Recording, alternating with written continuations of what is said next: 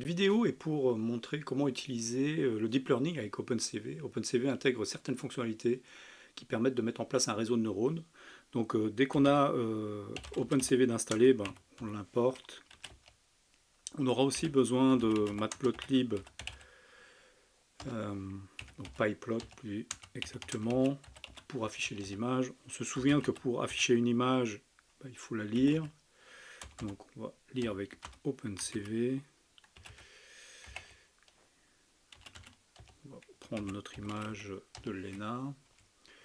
On peut récupérer les lignes, colonnes, bandes de l'image. Donc, si on veut afficher l'image, on utilise PLT, image show. On se souvient que OpenCV change la table de couleur, donc on doit convertir.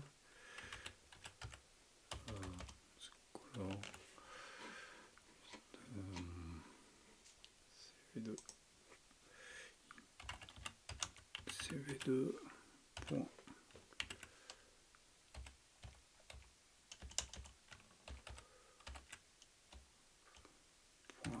Color. Voilà. Donc on inverse la table de couleur, on affiche donc notre image, on vérifie simplement qu'on arrive à afficher l'image, donc ça c'est parfait. Donc on a réussi à lire l'image. Ce que l'on doit faire maintenant, c'est définir en fait un réseau de neurones. On a besoin de plusieurs fichiers. Moi j'utilise ici MobileNet, donc j'ai besoin de ces trois fichiers qui permettent de définir l'architecture, les classes à lire. Donc on va donc lister les fichiers. On va mettre ça architecture. Donc ça s'appelle MobileNet, mon répertoire. Le fichier que j'ai besoin, c'est lui. Donc on va mettre ça. On va définir simplement ce que l'on a besoin. La config du réseau, c'est pareil, c'est MobileNet, le répertoire.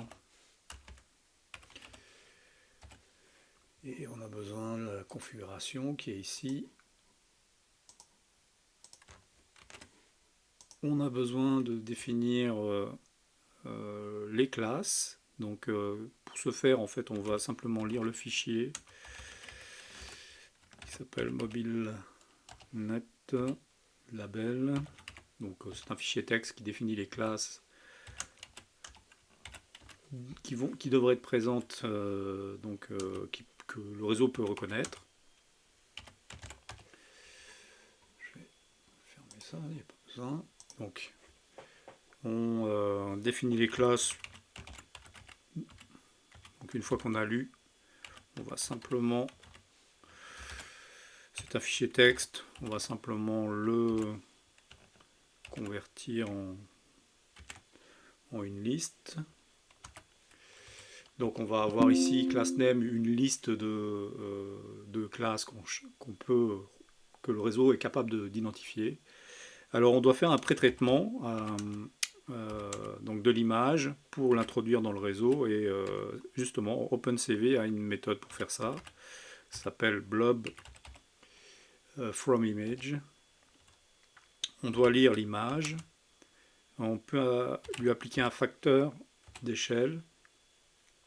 Donc ça pourrait varier selon les réseaux. Une taille d'image que le réseau pourrait accepter. Et on peut aussi lui appliquer une sorte de soustraction de la moyenne. On va mettre ces valeurs.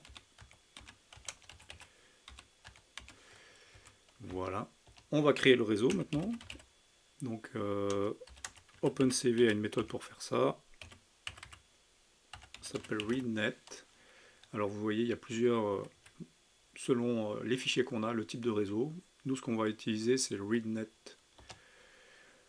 Il a besoin en fait du modèle. En fait, c'est ce qu'on vient de définir en haut. La config, ce qu'on vient de faire ici. Et la librairie qu'on va utiliser, c'est TensorFlow.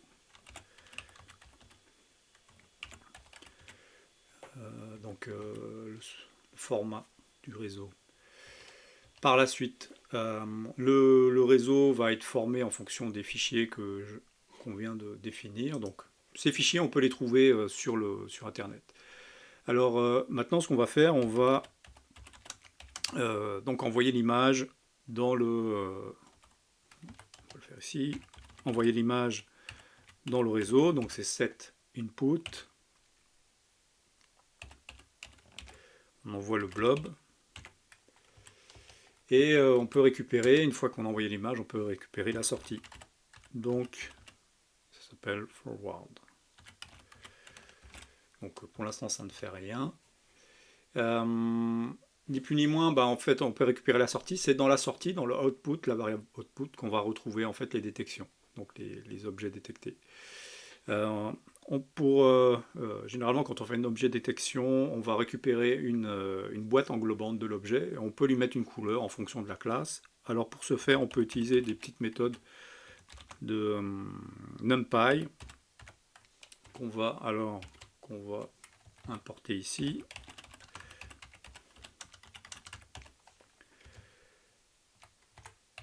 NP, donc on a besoin de random et de définir en fait une table de couleurs entre 0 et 255 dont la taille sera donc la taille des images, la taille pas de l'image mais la taille des classes et 3 valeurs. Donc voilà les couleurs. Alors qu'est-ce qu'on va faire? On va simplement parcourir ce que output va nous donner. Donc souvent on va faire ça, on va mettre un objet non détection.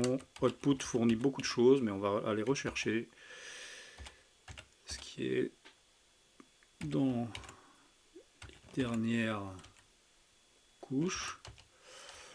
Alors détection, qu'est-ce que ça va fournir ici? Ça va fournir notamment la classe identifiée, la confiance qu'on a sur la détection de l'objet et une boîte englobante. Donc généralement, confidence, ça va être ce qu'on retrouve dans détection, la position 2. Ça va être la confidence. Souvent, ce qu'on va faire, on va dire si la confidence est supérieure à 0.5, alors on va considérer que l'objet est bien détecté. On peut trouver l'identifiant de la classe, avec détection toujours, à la position 1. Et on peut trouver, après, finalement, on aura la position de la classe identifiée et l'identifiant de la classe. On pourrait alors lui mettre un nom, comme ça, donc on peut utiliser ça dans class name. Dans notre tableau de nom de classe, on va simplement prendre la position -1. Et ça va nous donner le nom de la classe. La couleur, ni plus ni moins, ça va être à peu près la même chose. On va utiliser la couleur générée et on va aller chercher class ID. Donc ça va nous donner le nom, la couleur, et maintenant on va chercher la boîte englobante. La boîte englobante, en fait, on aura X. Alors ça va être à la position 3. Donc Y, continue, position 4. La taille de la boîte, donc la largeur, détection 5, puis la hauteur, on comprend très bien que là on a la hauteur maintenant. Donc voilà, on a notre boîte englobante à la position 6. Ce qu'il faut savoir, c'est qu'on va obtenir ces valeurs sous forme de pourcentage. Donc si on veut vraiment une position en pixels, il faudra multiplier alors tout ce qui est en X par la taille de l'image qu'on a captée en haut, et tout ce qui est en Y par le nombre de lignes. Pareil ici et ici. Donc là on a notre boîte englobante en pixels.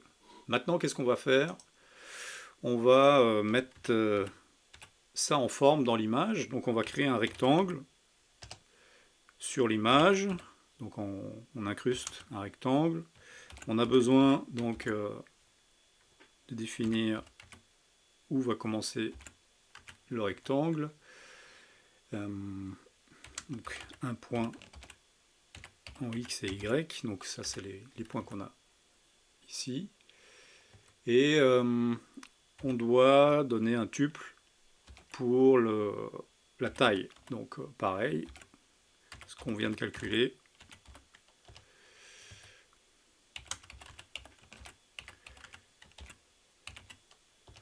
Voilà. Et on doit lui fournir une couleur. Donc on va faire ça comme ça. La couleur qu'on a définie en haut. Et une taille de trait.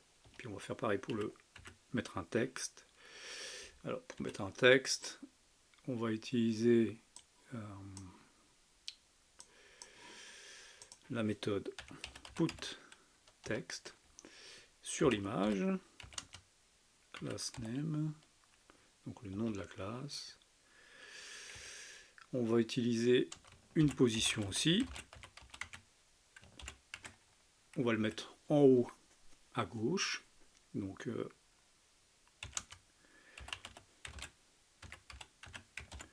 avec un décalage en Y pour que ça soit juste au-dessus de la boîte. Donc on enlève 5.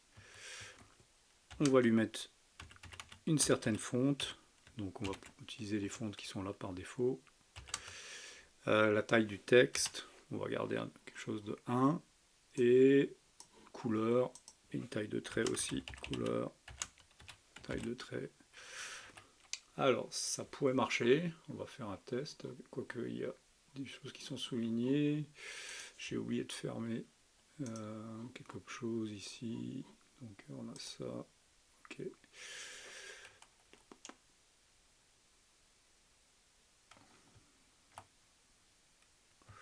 Je vais vérifier. Ok, on a ça.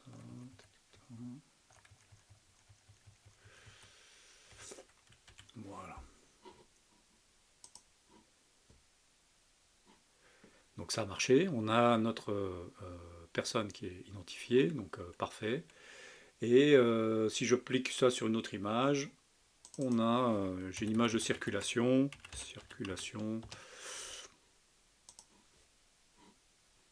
J'ai pareil, on le voit ici, les véhicules sont identifiés, le camion est identifié avec un marquage, donc ça fonctionne. Donc, méthode qui fonctionne assez bien, avec très peu de code, et surtout si on a OpenCV d'installer, ça fonctionne très bien. Donc voilà.